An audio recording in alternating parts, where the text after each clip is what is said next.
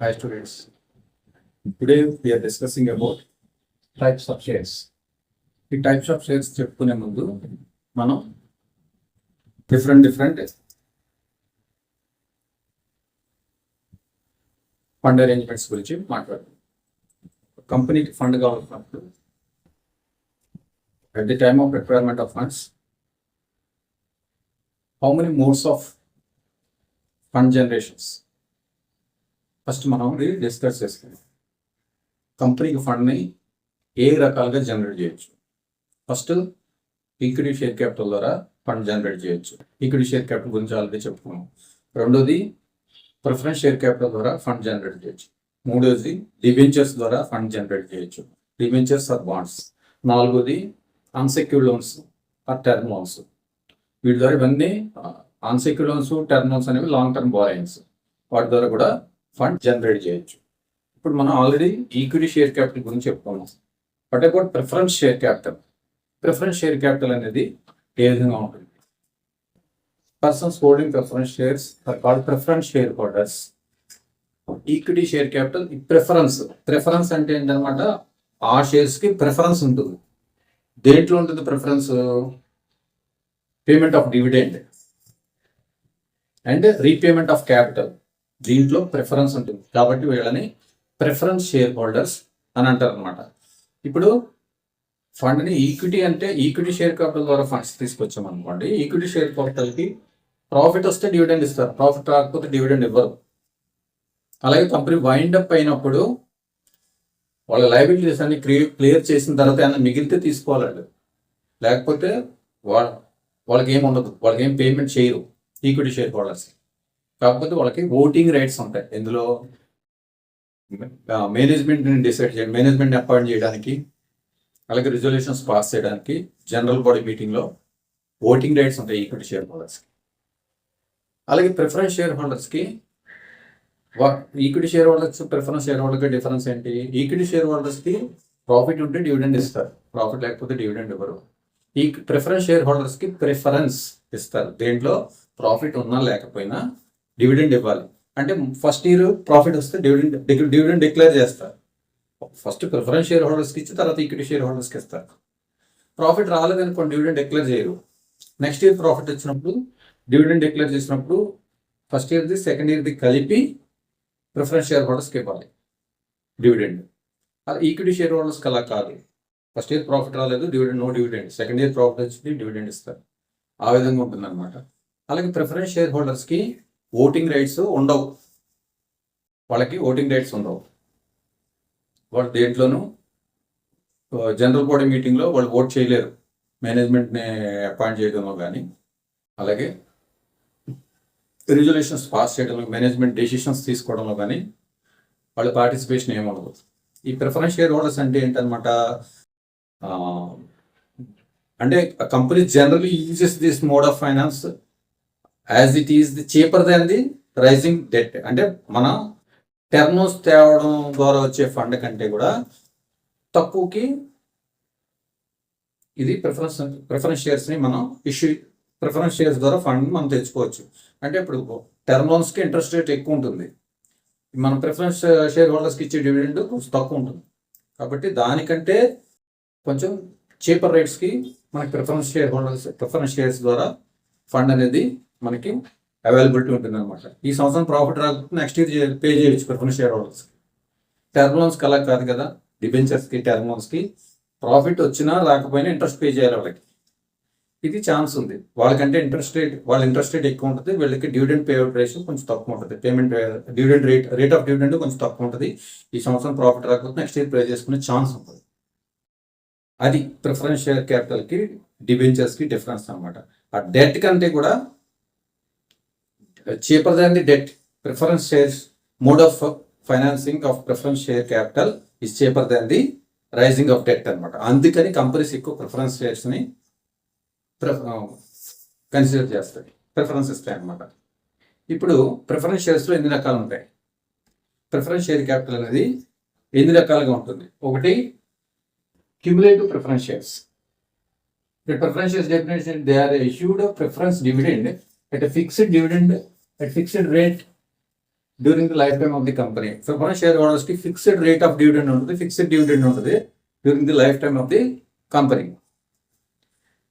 Repay చేసే వరకు కూడా ఆ ఫిక్స్డ్ డివిడెండ్ ఒకటే రేట్ ఉంటుంది, ఆ డివిడెండ్ రేటు తగ్గదు, ఫ్లక్చుయేట్ అవ్వదు. సపోజ్ 5% డివిడెండ్ అనుకోండి, ప్రిఫరెన్స్ షేర్ హోల్డర్స్కి 5% ఇవ్వాల్సిందే. ఈ సంవత్సరం ప్రాఫిట్ లేకపోతే నెక్స్ట్ ఇయర్ ప్రాఫిట్ నుంచి అయినా ఈ 5% ఆ 5% ఉండే ఇవ్వాలి. ఫిక్స్డ్ రేట్ ఆఫ్ డివిడెండ్ ఉంటుంది, fixed dividend during the life time of the company. They also carry a preferential right over other share holders to paid first in the case of winding up of the company. Company winding up అయినప్పుడు first priority ఉంటుంది అనమాట. Liabilities అన్ని pay చేసిన తర్వాత capital మిగిలితే first preference share హోల్డర్స్కి ఇచ్చేయాలి. వాళ్ళకి ఇవ్వగా మిగిలితే ఈక్విటీ షేర్ హోల్డర్స్ తీసుకుంటారు, లేదంటే లేదు.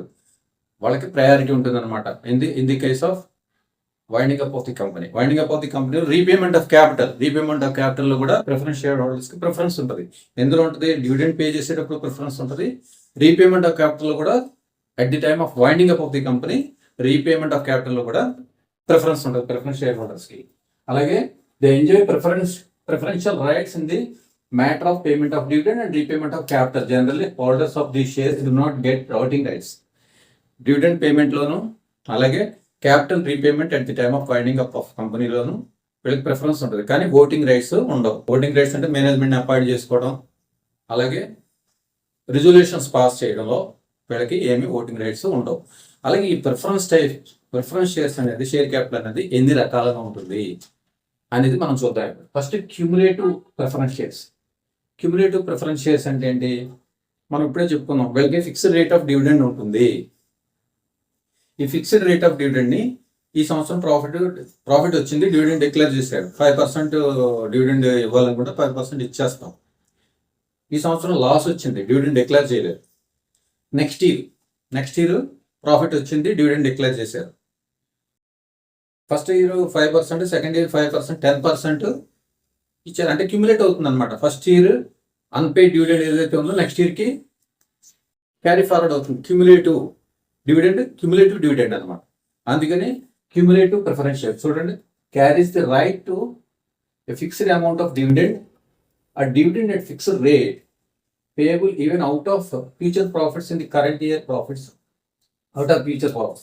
If current year profits are insufficient, in case the dividend remains in arrears for a period of more than 2 years, holders of such shares will be entitled to take part and vote on every resolution on every matter in the general body meeting of the shareholders.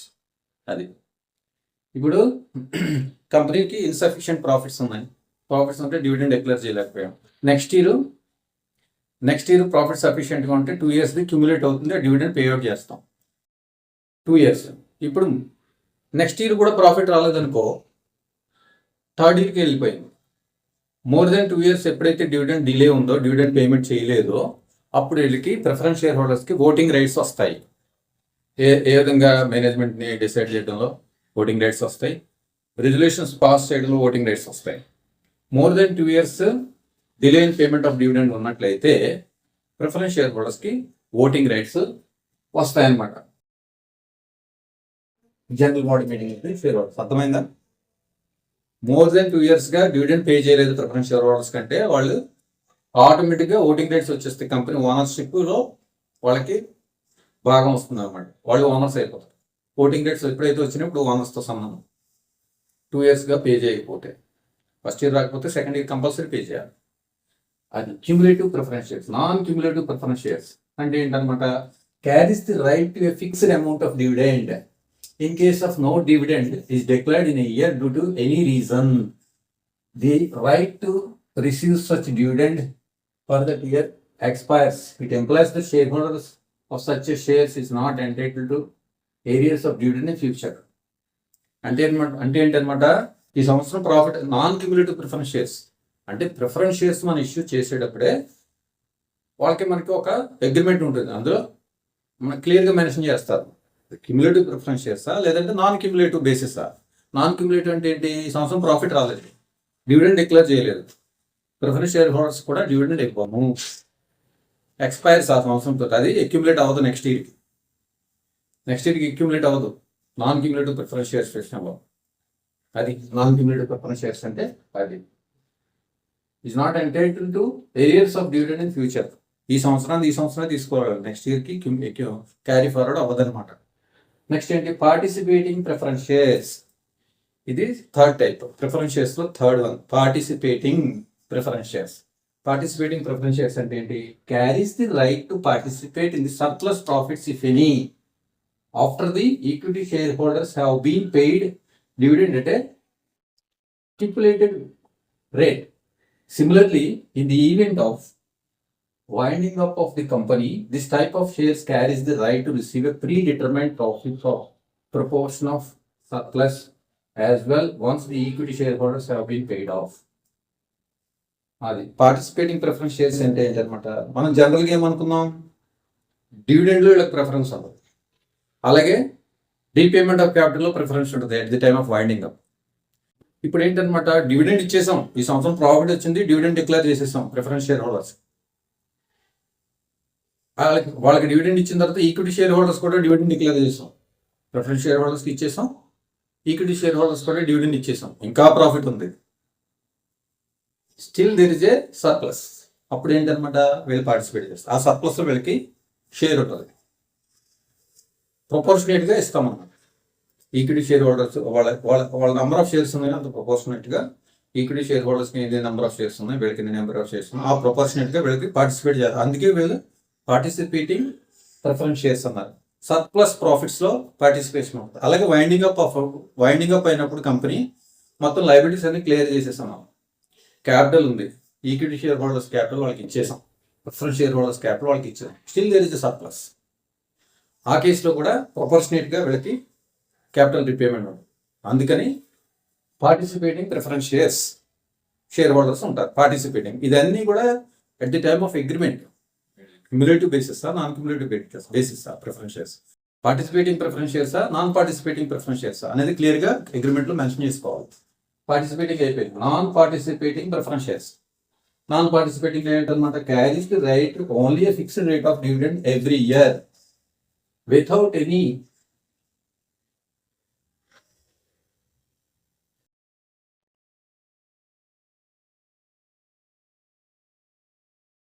paying additional rights in surplus profits and in the surplus on winding up unless otherwise specified. The preference shares are generally non-participating. Non-participating preference shares అంటే అనమాట, దీనికి reverse. Dividend payment అయిపోయింది, equity preference share holders pay చేసేస్తాం, equity share holders pay చేస్తాం, surplus ఉంది, preference share హోల్డర్స్కి ఏమి ఇవ్వం, కంపెనీ వైండ్ అప్ అయింది, క్యాపిటల్ రీపేమెంట్ ప్రిఫరెన్స్ షేర్ హోల్డర్కి రీపేమెంట్ చేసేస్తాం, ఈక్విటీ షేర్ హోల్డర్స్కి రీపేమెంట్ చేసి ఇంకా సర్ప్లస్ ఉంది, అది ప్రిఫరెన్స్ షేర్ హోల్డర్స్కి ఇవ్వం. అందుకని నాన్ పార్టిసిపేటింగ్ ప్రిఫరెన్స్ షేర్స్ వాళ్ళకి పార్టిసిపేషన్ ఉండదన్నమాట. పార్టిసిపేటింగ్ అంటే దేంట్లో participating, surplus profits and surplus capital, దాంట్లో participation.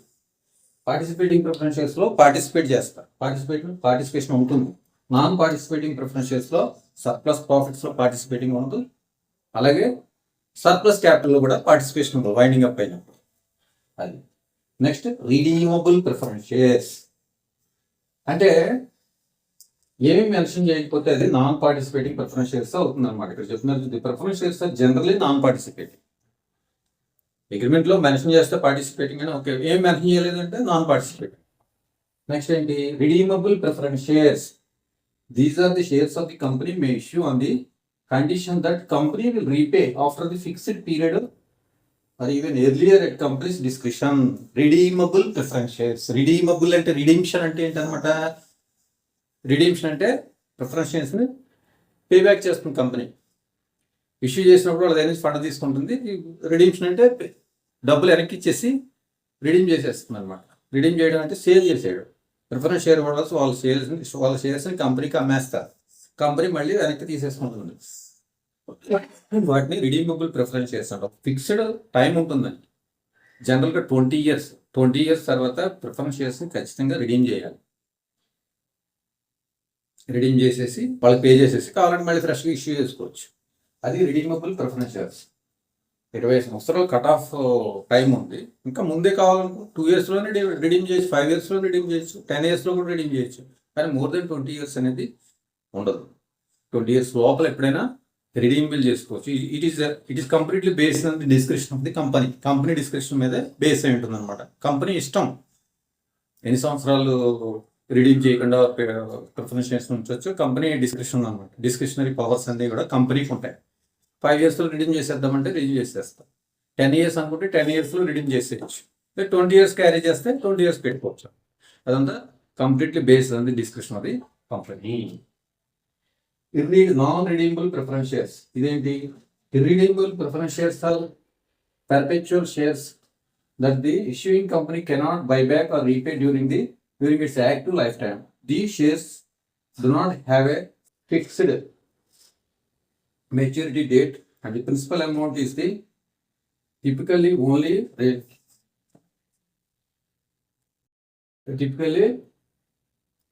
shareholders if the company shut down, wind up operations or liquidators. Only retain to the share holders. అంటే ఏంటి? నాన్ రిడీమబుల్ ప్రిఫరెన్స్ షేర్స్ అంటే ఏంటి? Redeem చేయలేమన్నమాట. కంప్లీట్గా దీనికి ఏం టైం లిమిట్ ఉండదు. Repay చేయక్కర్లేదు కంపెనీ. అవి ఎప్పటికీ ప్రిఫరెన్స్ షేర్స్గా అలా ఉండిపోతాయి. కంపెనీ వైండప్ అయ్యేదాకా కంపెనీ వైండప్ అయ్యేదాకా అడివి ప్రిఫరెన్స్ షేర్స్గానే ఉంటాయి. వాటిని రిడీమ్ చేసే ఛాన్స్ ఉండదు. అంతే కదా. Non redeemable irredeemable preference shares are perpetual shares. Perpetual అంటే కంటిన్యూస్, ఎప్పటికీ ప్రిఫరెన్స్ షేర్స్ గానే ఉంటాయి. That the issuing company cannot buy back. Issuing company buyback చేయలేదన్నమాట. Or repay during its active life time. Buyback చేయలేదు, వాళ్ళకి రీపే చేయలేదు. The shares do not have a fixed fixed maturity date. దీనికి ఏమి maturity date అంటూ ఏమవుతుంది. And the principal amount is typically only retain to share holders. Principal amount ఎప్పటికీ కూడా share holders దగ్గరే ఉంటుంది. The company shut down, winding up of operations or లిక్విడేటర్స్.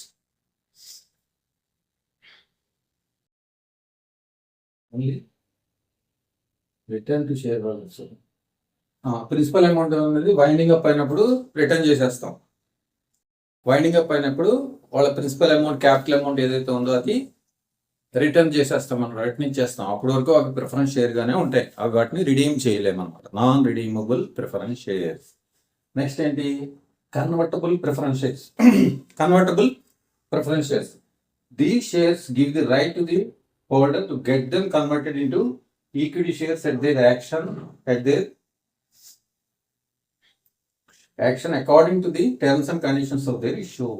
Preference షేర్స్ని equity షేర్స్గా కన్వర్ట్ చేసుకోవచ్చు ఎప్పుడైనా, any time, based on their agreement అనమాట. ఒక అగ్రిమెంట్ ఉంటుంది కదా, టర్మ్స్ అండ్ కండిషన్స్ని బట్టి ప్రిఫరెన్స్ షేర్స్ని ఈక్విటీ షేర్స్గా కన్వర్ట్ చేసుకోవచ్చు.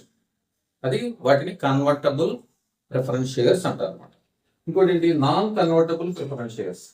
These are the hybrid financial instruments that pay fixed dividend. They cannot be converted into common equity. Non convertible అంటే కన్వర్టబుల్కి రివర్స్లో ఉంటుంది. కన్వర్టబుల్ అంటే ఈ ప్రిఫరెన్స్ ఈక్విటీగా కన్వర్ట్ చేసుకోవచ్చు.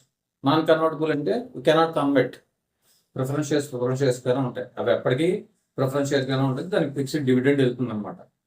వాటిని కన్వర్ట్ చేసే ఛాన్స్ ఉంటుంది. అంటే టర్మ్స్ అండ్ కండిషన్స్లో ప్రిఫరెన్స్ షేర్స్ ఏ విధంగా ప్రిఫరెన్స్ షేర్స్ వాటి టర్మ్స్ అండ్ కండిషన్స్లో ఇవన్నీ మెన్షన్ చేయాలి. క్యుములేటివా, నాన్ క్యుములేటివా, పార్టిసిపేటింగా, నాన్ పార్టిసిపేటింగా, రిడీమబుల్లా, నాన్ రిడీమబుల్లా, కన్వర్టబుల్లా, నాన్ కన్వర్టబుల్లా, అవన్నీ టర్మ్స్ అండ్ కండిషన్స్లో మెన్షన్ చేయాలి. దానికి తగ్గట్టుగానే వాటి యాక్షన్ ఉంటుంది అనమాట. క్యుములేటివ్ అయితే క్యుములేట్ అవుతుంది నెక్స్ట్ ఇయర్కి, నాన్ క్యుములేటివ్ అయితే ఎక్స్పైర్ అయిపోతుంది ఆ సంవత్సరంతోనే. అలాగే పార్టిసిపేటింగ్ సర్ప్లస్ ప్రాఫిట్స్లో షేర్ ఉంటుంది. అలాగే సర్ప్లస్ క్యాపిటల్లో షేర్ ఉంటుంది, ప్రొపోర్షనేట్ షేర్. నాన్ పార్టిసిపేటింగ్ దీని గ్యారంటీ అనమాట. పార్టిసిపేటింగ్ అయితే షేర్ ఉంటుంది, నాన్ పార్టిసిపేటింగ్ అయితే షేర్ ఉండదు. సర్ప్లస్ ప్రాఫిట్స్తో సంబంధం ఉండదు, సర్ప్లస్ క్యాపిటల్తో ప్రిఫరెన్స్ షేర్ హోల్డర్స్కి సంబంధం ఉండదు. Redeemable, non redeemable. రిడీమబుల్ అంటే రీపే చేయడం. ఓ 20 years కట్ ఆఫ్ డేట్ ఉంటుంది. 20 years లోపల ఎప్పుడైనా రిడీమ్ చేసుకునే ఛాన్స్ ఉంది. నాన్ రిడీమబుల్ ఆ ఛాన్స్ ఉంది, రిడీమ్ చేసుకునే ఛాన్స్ ఉంది. ఎప్పటికీ ప్రిఫరెన్స్ షేర్స్గానే ఉంటాయి. వాళ్ళు డివిడెండ్ పొందుతూనే ఉంటారు. వైండింగ్ అప్ అయినప్పుడు వాళ్ళ క్యాపిటల్ వెనక్కి ఇచ్చేస్తారు. అది నాన్ రిడీమబుల్. కన్వర్టబుల్ ఈక్విటీ షేర్స్గా కన్వర్ట్ చేసుకోవచ్చు. నాన్ కన్వర్టబుల్ కన్వర్ట్ చేసుకోలేరు. అది టైప్స్ ఆఫ్ ప్రిఫరెన్స్ షేర్స్ అన్నమాట. ఈక్విటీ షేర్స్ గురించి మనం ప్రీవియస్ వీడియోలో ఆల్రెడీ చెప్పుకున్నాం. ఈక్విటీ షేర్స్ అంటే ఏంటి? షేర్స్ ఇష్యూ చేస్తారు, వాళ్ళకి ఫిక్స్డ్ రేట్ ఆఫ్ డివిడెండ్ అంటూ ఏముండదు ఈక్విటీ షేర్ హోల్డర్స్కి. ఈ సంవత్సరం ప్రాఫిట్ వచ్చిందనుకోండి, ప్రిఫరెన్స్ షేర్ హోల్డర్స్కి పే చేసిన తర్వాత మిగిలి ఎంత ప్రాఫిట్ ఉంటుందో అంతే డివిడెండ్ తీసుకుంటారు వాళ్ళు. Fixed preference share holders 5% dividend ఇచ్చారనుకోండి, వీళ్ళకి 5% ఇవ్వడానికి ప్రాఫిట్ సరిపోలేదు, 2% తీసుకుంటారు. అట్లా ఫ్లక్చుయేట్ అవుతూ ఉంటుంది అనమాట. రేట్ ఆఫ్ డివిడెండ్ అనేది ఈక్విటీ షేర్ హోల్డర్స్కి ఫ్లక్చుయేట్ అవుతూ ఉంటుంది. ప్రిఫరెన్స్ షేర్ హోల్డర్స్ పే చేసిన తర్వాత మిగలేదు అనుకోండి, ఏమి రాదు వీళ్ళకి. అలాగే వైండింగ్ అప్ అయినప్పుడు ప్రిఫరెన్స్ షేర్ హోల్డర్స్ పే చేసిన తర్వాత ఉన్న క్యాపిటల్ని వీళ్ళు షేర్ చేసుకోవాలి. ఏమి లేకపోతే వీళ్ళకి ఏమి రాదు. కానీ ప్రిఫరెన్స్ షేర్ హోల్డర్స్కి ఓటింగ్ రైట్స్ లేవు, వీళ్ళకి ఓటింగ్ రైట్స్ ఉన్నాయి.